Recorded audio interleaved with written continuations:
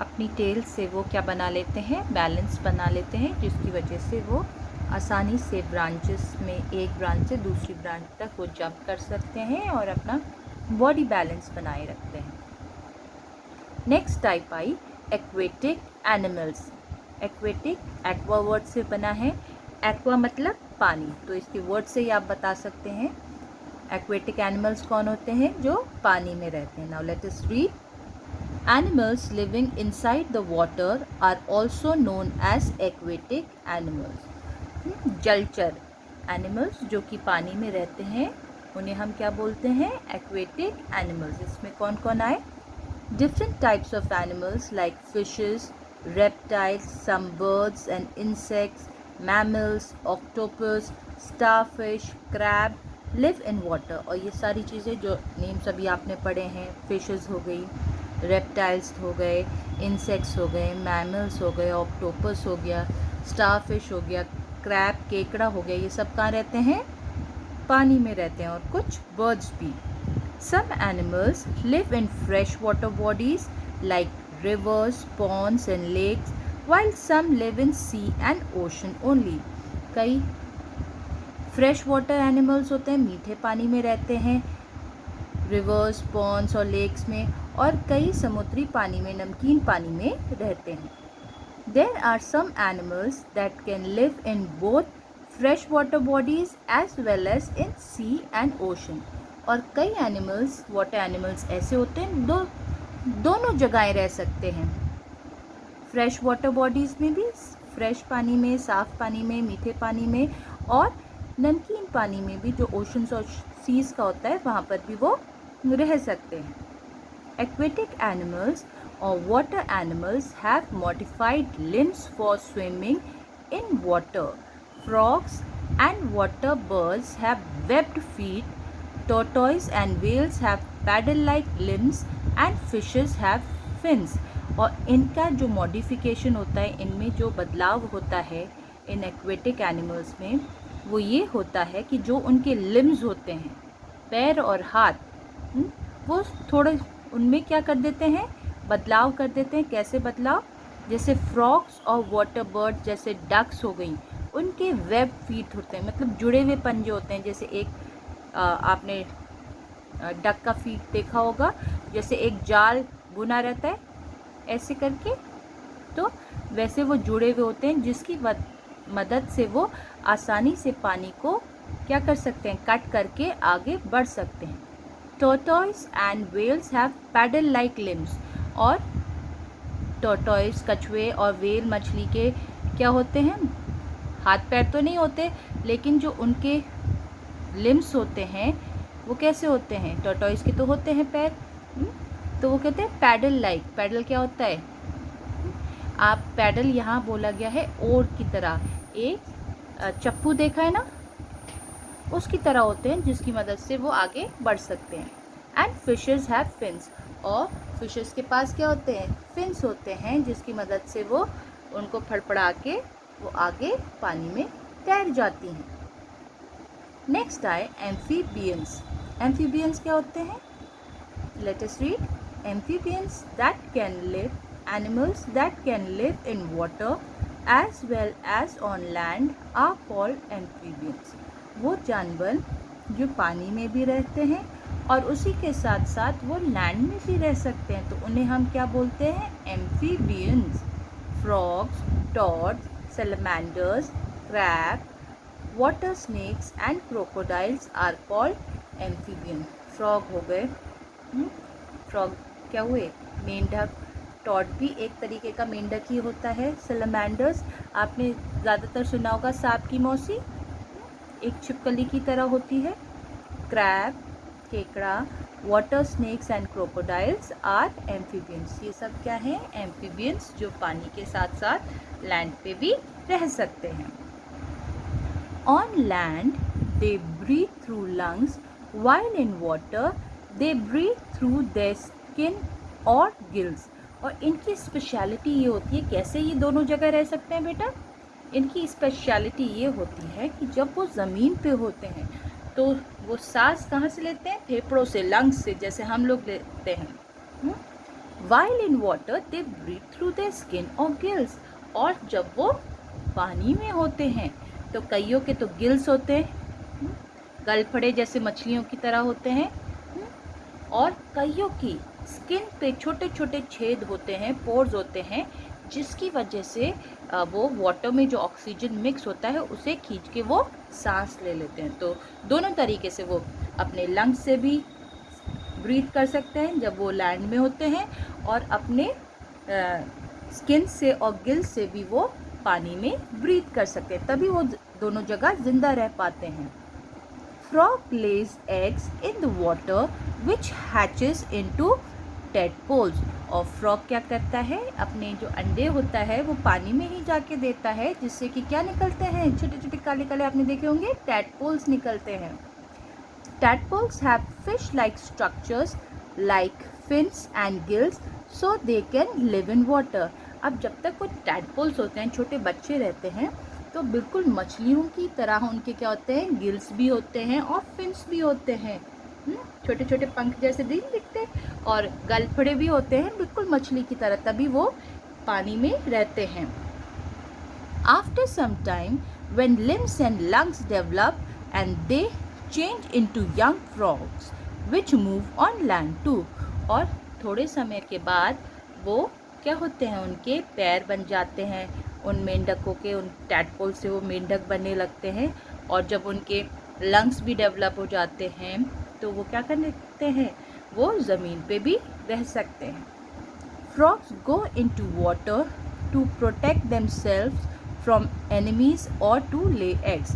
और ज़्यादातर जो मेंढक होते हैं वो पानी में कब जाते हैं, जब उन्हें अपने आप को किसी एनिमी से, किसी दुश्मन से बचाना हो, या फिर अपने अंडे देने के लिए। ये तो थे हमारे डिफरेंट हैबिटेट, डिफरेंट जगहें, जिनके बेसिस पे एनिमल्स को बांटा गया है और उनको अलग अलग कैटेगरी में करा गया है। अब आपको पता चल गया कौन कौन से हो गए, टेरेस्ट्रियल हो गया, एरियल हो गया, आर्बोरियल हो गया, एक्वेटिक हो गया, एम्फीबियंस हो गया। तो आपको बहुत अच्छे से याद होने चाहिए, प्लस इसके एग्जाम्पल्स भी आपको आने चाहिए कि कौन से टेरेस्ट्रियल हैं, कौन से आर्बोरियल हैं, क्योंकि आगे मैम टेस्ट भी लेंगी तो मैम कुछ भी दे सकती हैं साइंस में।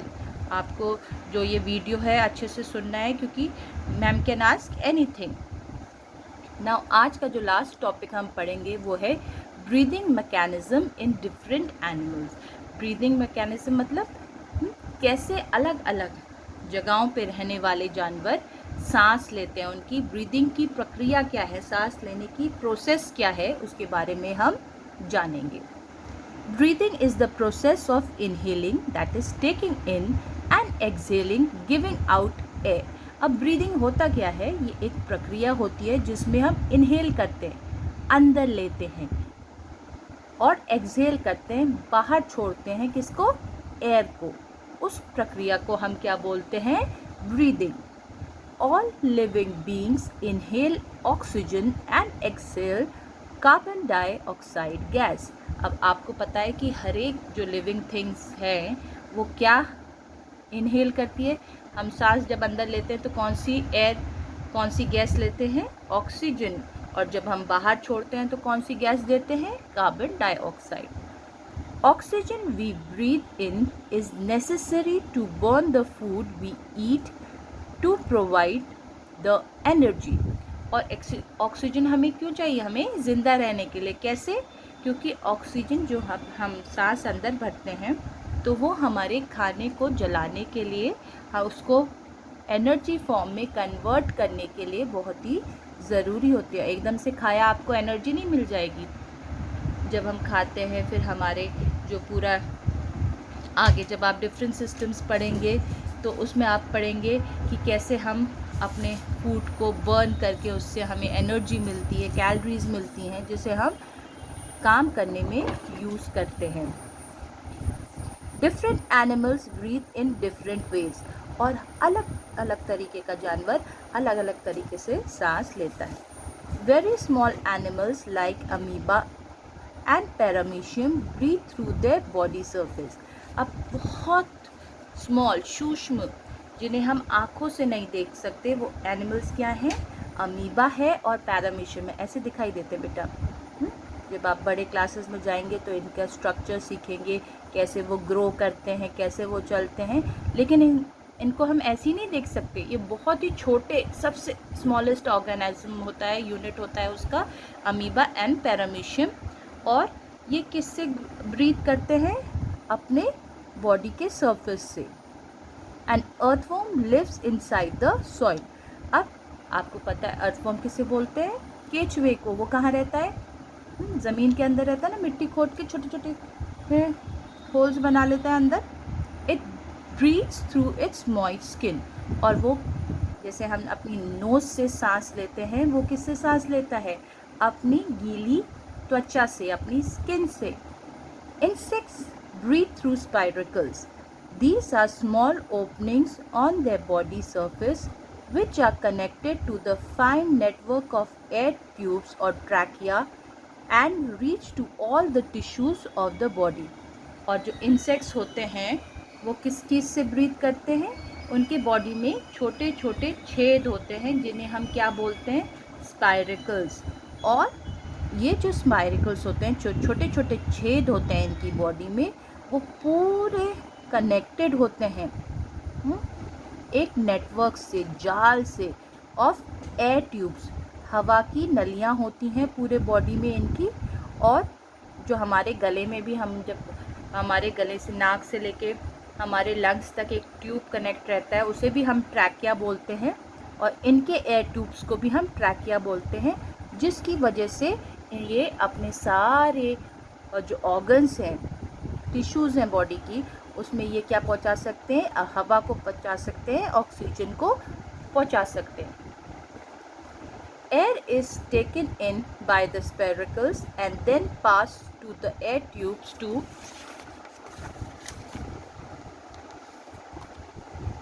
Reach all tissues of the body.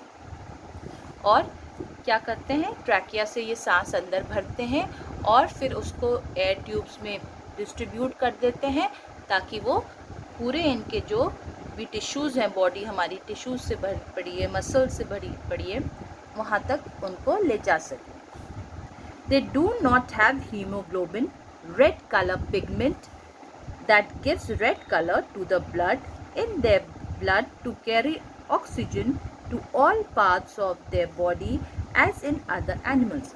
और इंसेक्ट्स की ब्रीदिंग प्रक्रिया यूनिक होने के साथ साथ इनमें एक और विशेषता पाई जाती है बेटा। इंसेक्ट्स में हीमोग्लोबिन नहीं होता है। हीमोग्लोबिन क्या होता है? ये एक लाल तरीके का पिगमेंट है। पिगमेंट होता है कलर देने वाला पदार्थ। तो इनके ब्लड को हम नहीं कह सकते कि वो रेड होगा, क्योंकि उनमें हीमोग्लोबिन होता ही नहीं है इन देयर ब्लड, जिसकी वजह से क्या होता है? ऑक्सीजन दूसरी जगहों पे जा सके। और एनिमल्स में क्या होता है? जैसे आप कोई डॉग को कट लग जाता है या कुछ हो जाता है, तो उसमें से क्या निकलने लगता है? ब्लड निकलने लगता है ना, क्योंकि उनके बॉडी में क्या होता है?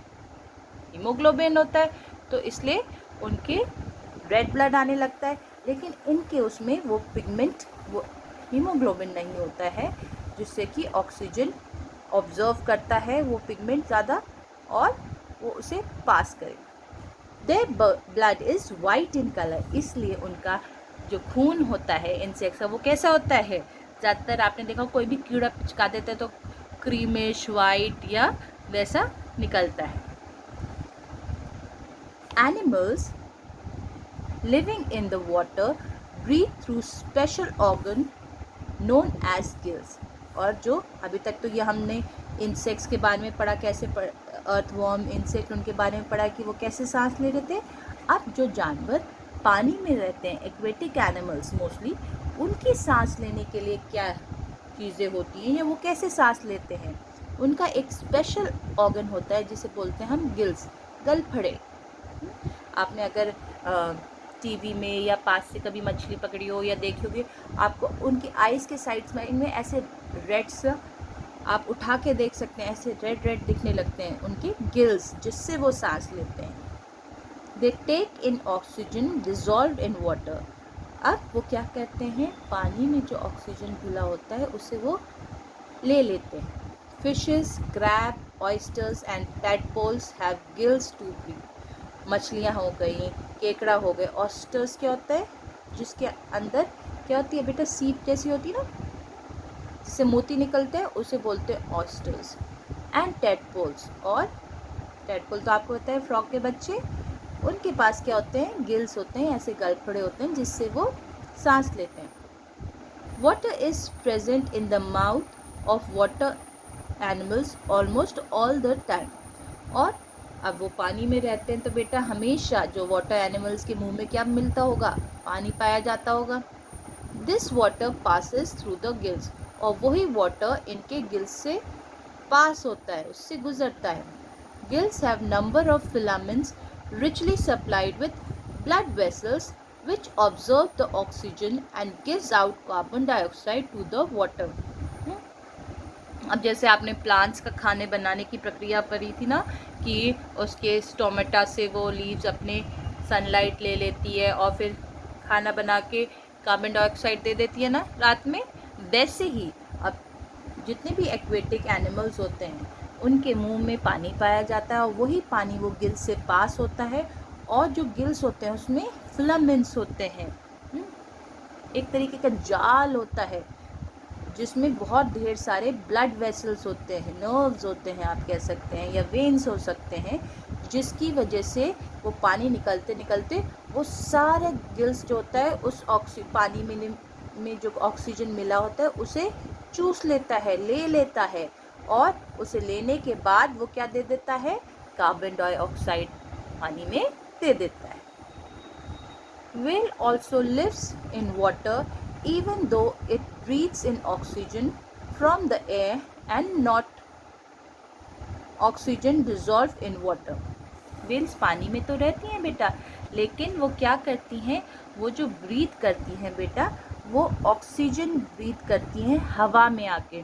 आपने देखा होगा ज़्यादातर जब आप कोई पिक्चर देखते हैं तो मछली ऊपर आके एकदम से ऐसे जैसे फाउंटेन का तरीके से ऊपर से पाइप से पानी निकाल देती है अपने छेद से। तो व्हेल्स तो वैसी ऑक्सीजन लेती हैं हवा में मिला हुआ, और वो पानी में मिला हुआ ऑक्सीजन नहीं लेती हैं, ऊपर आके पानी से वो सांस लेती हैं। They do not have gills, और आपने कभी देखा होगा ना तो उनके ऐसे गलफड़े नहीं दिखेंगे, गिल्स नहीं दिखेंगे। They have large lungs which take in enough oxygen when it comes to the surface to last for some time under water. और वो क्या करती हैं कि वो एक बार ऊपर पानी की सतह पे आके खूब लंबी सांस लेके इतना ऑक्सीजन ले लेती हैं हवा से कि वो जब नीचे जाएं तो उनको ऑक्सीजन की ज़रूरत ना पड़े और वो लंबे टाइम तक रह सकते हैं। इसलिए थोड़ी थोड़ी टाइम के बाद मछलियाँ ऊपर आती हैं सांस लेने, बुलबुले दिखते होंगे आपको, कभी आपने देखा होगा तो। और उनके बहुत डेवलप लंग्स होते हैं, जैसे हमारे होते हैं लंग्स, वैसे उनके पास भी, व्हेल्स के पास भी क्या होते हैं, लंग्स होते हैं। आपको एक एक्स्ट्रा नॉलेज दी हुई है, ज़रा पढ़ते हैं। Whales and dolphins have blowholes to breathe. They usually come on the surface to let air enter and exit through blowholes, so they can't breathe in the water. मैंने बताया ना, blowholes होते हैं, छेद होता है, आपने देखा होगा सर के ऊपर से पानी निकलता हुआ, पिक्चर्स में भी बना रहता है, उसी से वो सांस अंदर लेते हैं और ऑक्सीजन या कार्बन डाइऑक्साइड, ऑक्सीजन अंदर लेते हैं और कार्बन डाइऑक्साइड बाहर दे देते हैं, और इसी वजह से वो पानी के अंदर सांस नहीं ले सकते। Mammals, birds, reptiles and amphibians breathe through their lungs. अब ये तो वाटर एनिमल्स का था गिल्स के थ्रू, लेकिन जो बाकी जानवर बच गए जैसे मैमल्स हो गई, रेप्टाइल्स हो गए, स्तनधारी हो गए, हमारे बर्ड्स हो गए, और हमारे लैंड और वाटर में रहने वाले दोनों तरीके के जानवर हो गए जिन्हें हम एम्फीबियंस बोलते हैं, वो किससे ब्रीथ लेते हैं, किससे सांस लेते हैं, अपने लंग्स से, फेफड़ों से। It is a special organ in these animals which performs the breathing function. और ये जो लंग्स होता है ये हमारा बहुत ही एक स्पेशल अंग होता है जिससे कि हमारी सांस लेने की प्रक्रिया होती है, हमारा वो फंक्शन होता है. It is a pair of spongy elastic bag-like structure which expand and contract to let air in and out with dense network of blood capillaries. अब ये क्या होता है, देखो यहाँ दोनों पिक्चर्स बनी है, ह्यूमन लंग्स भी बना है और इंसेक्ट का भी बना है, एक फ्रॉग का.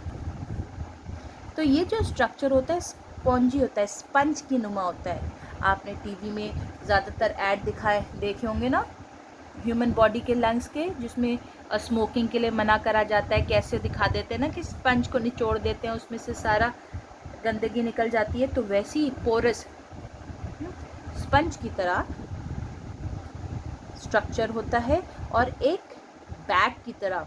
बैग क्या होता है, जिसमें आप डालो फूल जाए, फिर निकालो कॉन्ट्रैक्ट हो जाए, कम हो जाए. तो वैसी एक इलास्टिक बैग की तरह इसकी बनावट होती है, स्ट्रक्चर होता है. जब हम सांस अंदर लेते हैं तो वो क्या होता है, फूल जाता है, और जब छोड़ देते हैं तो क्या होता है, वो वापस कॉन्ट्रैक्ट हो जाता है. तभी तो आपने देखा होगा, आप जब अपने रिब केज में हाथ रखते हैं, छाती पे हाथ रखते हैं, तो जब आप सांस लेते हैं तो आपको लगता है जैसे बहुत बड़ा हो गया हमारा चेस्ट, और जैसे ही छोड़ देते हैं तो ऐसा लगता है कि सिकुड़ गया. When animals breathe in, their lungs expand and blood capillaries exchange the gases. जब जानवर सांस लेते हैं तो उनके जो गुर्दे होते हैं वो फूल जाते हैं, और जितनी भी उनमें ब्लड की वेन्स होती हैं या कैपिलरीज होती हैं, कोशिकाएं जितनी भी होती हैं, वो जल्दी से क्या पकड़ लेती हैं उस एयर से, ऑक्सीजन ले लेती हैं और कार्बन डाइऑक्साइड बाहर देने के लिए उसमें दे देती हैं. Then lungs contract to let out the air from the lungs. और उसके बाद जब एक बार सांस भर ली तो हम सांस छोड़ते भी तो नहीं, सांस भरी जल्दी से हमारी कोशिकाओं ने उसमें से सांस में से हमारे एयर में से जल्दी से ऑक्सीजन ले लिया, और उसके बाद जैसे ही हमने सांस छोड़ी तो हमारे अंदर जो कार्बन डाइऑक्साइड था वो क्या हुआ, बाहर चला गया.